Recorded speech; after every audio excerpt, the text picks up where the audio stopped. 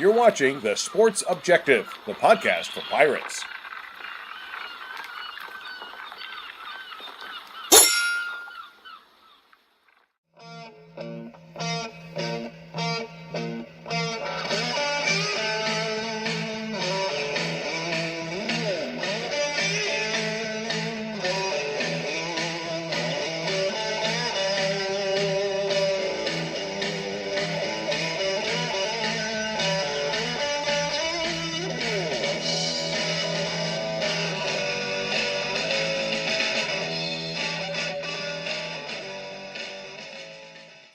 College football fans, welcome into Sonny and Semenza on the Sports Objective.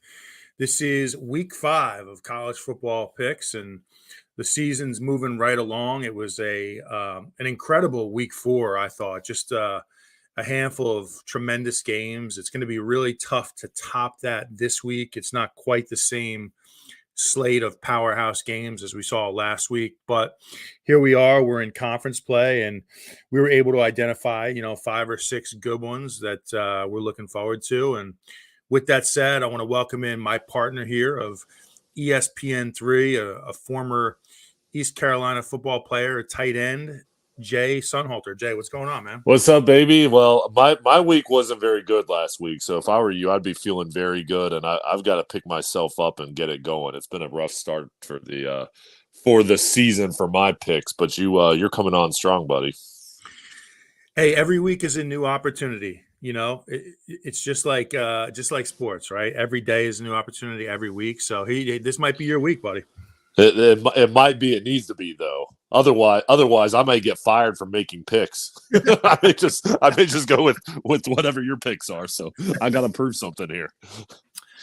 Yeah, I mean, it's definitely getting down to crunch time. We're week 5 here. We're in conference play, so I'm sure you'll have a bounce back week, and we'll see where we wind up. But Jay, what about week 4? Just an unbelievable slate of games. Let's go ahead and take a look back for a few minutes here before we look forward to week 5. And the biggest game that we had talked about was Ohio State at Notre Dame, and it didn't disappoint. What were your thoughts on that one, especially coming down the stretch? Well, I think Ohio State did not deserve to win the game. I think Notre Dame did, and then at the end, the door was cracked open because of Notre Dame's mistakes, and Ohio State took advantage of it. It was a great game, though. I mean, each team has the potential to make the playoff. Obviously, Ohio State now is going to have a 0 losses still moving forward and have an upper hand on that. But I think both teams are really good. I just, kind of felt bad for Notre Dame. They didn't give themselves a chance there at the end of the game, not having 11 guys on the field the last 2 plays. So that was a huge coaching mistake on their part, and it cost them the game probably. Yeah, it really did. And Notre Dame had so many opportunities to win that game. And I'm sure when they were looking back on the film, they were just disgusted because – I mean, you played such great defense all night long, and then you go into that last drive, and they had a sure interception. With about, I want to say it was about 35 seconds left in the game. The Ohio State quarterback made an errant throw, and it should have been intercepted. Went right through the defender's hands. When that happened right there, Jay, I was like, oh man, this is it. It's tough to come back from that kind of mistake. And then you have 2 plays with 10 men on the field, which is really inexplicable. The final play, Jay, which is crazy, is coming off of an Ohio State timeout, and you still come out with 10 on the field. I mean, how in the hell does that happen? That doesn't happen. I mean, I can't comprehend. I mean, I can see maybe one play, but you can't let that happen ever under any circumstance. And at the end of the day, maybe it's the kid's fault for not being out there, whatever, but the coaches are responsible for everything. So the coaches let that happen, and that's honestly a disgrace that happened at that moment in that time, in that type of game. So bad ball there. Yeah, and they were just completely outflanked to that left side, and Ohio State, to their credit, they recognized it and they took advantage and they won the game. So Credit to Ohio State. So that was a huge game, Jay. And then, another game we talked about was Colorado heading way out west to Oregon for that game, and really just got absolutely demolished from jump. What'd you think about that one, Jay? Yeah, I mean that was a deal where Colorado's been hot and played 3 emotional games. Then they go against a really good Oregon team and a team that's motivated, that's kind of was waiting there to take their shot at Colorado. And I mean, from the beginning, just total domination. And Colorado's good and has talent and has a lot of things going for them. But I mean, Oregon's put a potential playoff team. And so it's just a different level of game. And I think Oregon was really motivated and kind of used the attention Colorado was getting as motivation. And when they came out and laid it on them from the opening kick.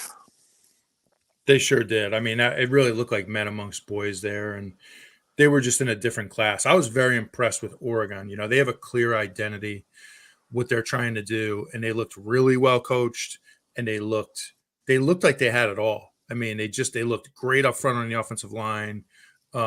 Quarterback looked tremendous. The running backs, a lot of speed. I mean, that's a team to watch out for, and they took care of business. So you got to give them credit there, and then. Jay, another big one we talked about was Florida State at Clemson, and that game did not disappoint, buddy. Yeah, I mean, Florida State's real. I mean, after winning this one, already beat LSU, Florida State's real. And, I mean, honestly, they've got a couple games that can trip them up.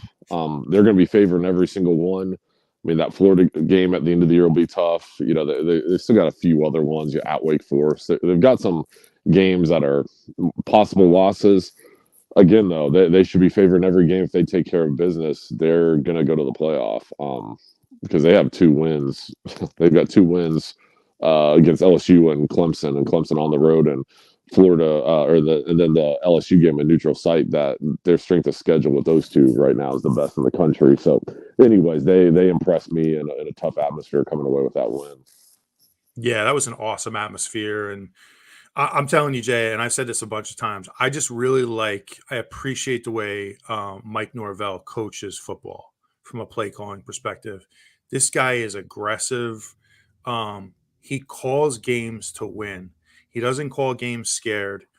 And basically, when you watch Florida State play, what he's saying is we have receivers who are 6'5", 6'6", and we're going to match them up against your best corner. And we're going to throw jump balls, and we're going to make the play. And, man, the amount of shots he took in that game, especially coming down the stretch, a lot of coaches would I guess you would just say, wither up in that spot and get a little conservative. He opens up, and I think that's a great strength as a coach, and he's not afraid to throw it. And that's exactly how they won the game. He was throwing those 50-50 jump balls to receivers who are 6'6", and they were able to make plays, Jay. And so you got to give them credit, right? Yeah, I mean, I think that your identity as a team, a lot depends on your coaching staff and the play calling, and it shows that they've got confidence in you, then you're going to go make plays for them. So, I mean, I think it's a balance between each side, and the players definitely play better when the coaching staff allows them freedom, and their aggressive mindset, really pays off. No doubt about it. It definitely trickles down, at every level of the program. So, again, awesome week 4. Looking ahead to week 5 here, Jay, the slate of games, definitely not the same as last week, but there's still some pretty good games here. And it's funny. I remember looking at this game before the season and really didn't think it was going to be as good of a game as it's about to be, but let's go ahead and jump into it. We have Bubba Rosenbaum producing today, so appreciate what you're doing, Bubba. Very first game is Notre Dame at Duke. This is an ABC game. So Notre Dame is ranked 11 now, Duke 17, and it's Notre Dame by 5.5. Jay, what do you think here? That's just amazing for Duke to have this opportunity. I mean, College Game Day is going to be there. And that just goes to show you, I think, how good this Duke team is, that the spread is right there around the 5-point mark. I think This is going to be an awesome atmosphere. I think Duke could win this game. I'm actually going to go with Notre Dame here on the road to have a bounce back win after the loss last week against Ohio State. But I would not be surprised if Duke pulls this game off. But I think Notre Dame will win by a touchdown. I totally agree with you, Jay. I mean, I have a lot of respect for what Duke is doing right now. I mean, you got to give them credit. They've had a tremendous start to the season, but I still don't think they have near the talent that Notre Dame does. And I expect Notre Dame to bounce back. I'd like to see them, get back to a little more aggressive in the passing game with Sam Hartman. And just kind of let him sling it around and make plays. And I just think they're going to be too much and they'll pull away. So I agree with you on this one, Jay. Notre Dame gets it done and covers the 5.5. There we go. We agree already. Well, hopefully we agree on the correct side of it. We'll see. So game number 2, it's number 13 LSU at number 20 Ole Miss. This is a 6 p.m. game on ESPN. And it's the LSU Tigers -2.5. Jay, what do you think? Well, I'll tell you what. I mean, Ole Miss, everybody kind of picked them as their dark horse to beat Alabama last week. They got blown out. A sizable loss to Alabama. I still think Ole Miss is good. I think this is an offense that's very talented. I just think that in this game, LSU has been playing pretty well since the loss to Florida State. I think this is going to be a game where LSU finds a way to win the game, and it may be by field goal, but I'm going to go with the Tigers on the road. All right, yeah, it's a good pick, Jay. I mean, when I was looking at these games, this is the one I struggled with the most, and very disappointed in Ole Miss last week, their performance at Alabama. I picked them. I actually picked them to win the game outright, and they really just didn't get it done offensively. And Bubba actually made a really good point. He says, Lane Kiffin is really struggling to win the big games at Ole Miss, and I agree with that. I mean, there's something about this team that they're just not able to pull off these big games in the SEC.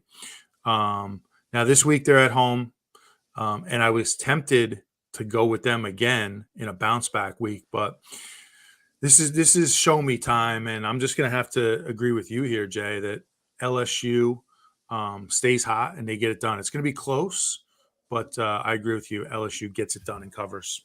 Yeah, I mean, I trust Brian Kelly more than I trust Lane Kiffin, so that's where I'm going to stay with. I'm going to stay with you, buddy. Sounds good, man. The next one here we have is Utah. How much have we talked about Utah? I mean, it just seems like every week we've talked about this team, and here they are at number 10, a really good win, close win last week at home over UCLA. And now they're going to go on the road to Corvallis to play number 19 Oregon State. And it's the Beavers by 3, Jay. And just really quick, Oregon State had a heartbreaking loss at Washington State last Saturday night. They lost that game. They made a tremendous comeback, but lost 38-35. So I expect this one to be a good one, Jay. Yeah, I think it's going to be good. I think Utah is an awesome team. I just think this is going to be a bounce back game for Oregon State, and this is a big one at home. I'm going to kind of go with maybe a mini surprise here and say the Beavers cover this and win by more than 3 points. Dude, I'm going to do my Lee Corso. Very nice pick. Nice pick. And what's going on here? I'm agreeing with like all your picks today. I agree with you. And I think the reason why I like Oregon State here, besides the fact they're at home, is because they score a lot of points. And Utah is really leaning on their defense early in the season. They play tremendous defense, but they're not scoring a lot of points. And so I think Oregon State will just outscore them. I think they're just going to have too much offense. Really like that team. They're fun to watch. They really They have an exciting offense, and I think they'll get it done. And Utah will, when you look next week, I think Utah will drop down in the rankings significantly. So we shall see, my friend. But I'll tell you what, Jay, I'll pick first on the next one. Okay. Because I don't want people to think I'm copying your picks. It's fine. Hey, if we go undefeated, it's fine. Both of Bubba us. Rosenbaum, he accused me last week off the air of copying your picks. And I took offense to that, Jay. And you won. So you did great last week. So whatever you did, just keep doing it. Bubba was stirring the pot. He was causing problems, but it's all good. So looking at this next one here, we have number 24, Kansas, the Jayhawks, Jay. All right, before we get into the actual pick here, I specifically recall you covered a game last year, early in the season. Yeah. Okay, at Kansas. You were very impressed with the coach. Give us some intel, what you saw, why you were so impressed. Well, the coach and the coordinators met with all of them, and Lance Leipold is big league, and he's just, he could coach in the NFL, he could coach anywhere, and he's going to be a winner. Just their relatable skills, their relationship building, how smart they are, just the structure of their whole organization, it's top notch. I'm a big Kansas believer and a fan of theirs. And there's a reason why they've been terrible for so long, and then Lance Leipold comes in, and now they're winning big, and they're going to bowl games, and he's just flipped that whole program and turned it into just a team on the rise for years to come. I think in this ball game, I am all over Kansas in this game. I think Texas is good. They had the big victory at Alabama. They've played some close games, and even though this is Kansas is an under the radar, sneaky good team, and their quarterback Jalen Daniels is an all-star. He's awesome. He's a dual threat quarterback that can run it, and he doesn't turn the ball over. I think Texas probably wins this game, but I think Kansas covers, and this is close into the fourth quarter. That's a good pick. Yeah, I just remember you were very impressed with what you saw there. And last year they were off to a great start. I want to say they were 5-0 and ranked, and then the quarterback went down with an injury, if I'm not mistaken. Yeah. And everything kind of turned a little bit. But here they are again. You got to give credit. To me, these are the most impressive coaching jobs when a coach can take a team that's a historical underachiever like Kansas has been and get them into the top 25. You're doing more with less, and you've put in a system that can beat teams that have more talent than you. To me, those are the most impressive coaching jobs that you see, not the guys that go into, just for an example, that go into like a Michigan or Ohio State and beat everybody by 30 points just because they have better talent. So unbelievable job by Lance Leipold. I'm really kind of torn on this one because I think it's going to be a close game, but I could see Texas just tacking on a late touchdown to cover here. So I guess I'm contradicting myself. I'm giving Kansas all this credit, but I do like Texas to cover the 16.5 here. And again, I think it's going to be a close game. I think it's going to be back and forth for a while, but I can see Texas just getting a backdoor score late in this game to cover the point spread. So, I'm going to go with the Longhorns, continue riding that wave. I hate to do it. I'm not a Texas fan, but I'm going with Texas, Jay. There you go. No, I respect it. That's our first disagreement of the day right there. And then we have another team that's really under the radar, Jay, is Louisville. They've been playing some really good football. Very impressed, but nobody's talking about them. And, here they are. Big game. They're at NC State. This is a 7:00 game on ESPN, and it's Louisville -3. What are your thoughts here? Well, I think, NC State offensively hasn't, really shown a ton this year. And and still questions there.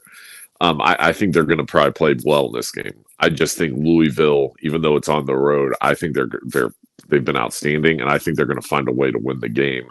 It's going to be close to that 3-point spread, but I think it's going to be one of those games that's 27-21 with NC State has the ball last, and Louisville wins and they cover. So I'm going to go with the Cardinals to cover this game.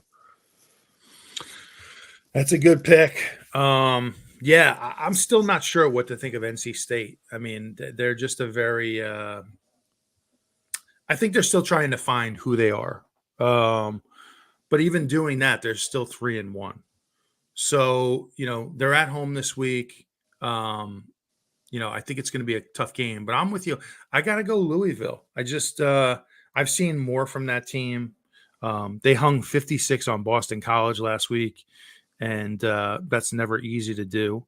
So I'm with you, man. I think we agreed on 4 out of 5 this week. Take the Cardinals -3.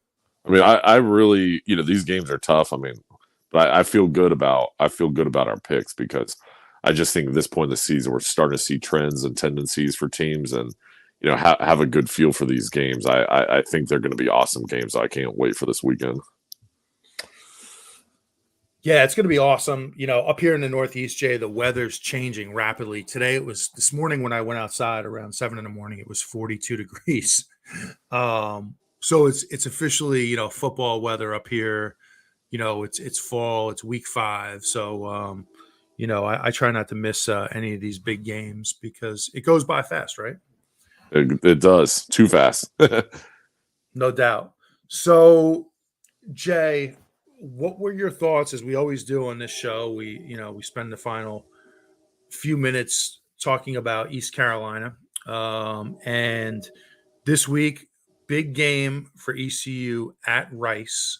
JT Daniels, the quarterback for Rice, who's just a huge part of what they do offensively. He went down with an injury in the third quarter against South Florida last week.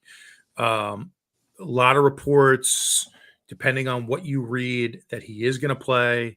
Some say he's dealing with a high ankle sprain. What are your thoughts on this one? Well, I think this is a huge game for both teams. First game in conference play, though, for the Pirates. And, I mean, just a monumental game to try to go 1-0 in the conference, but also carry the momentum from the Gardner-Webb game.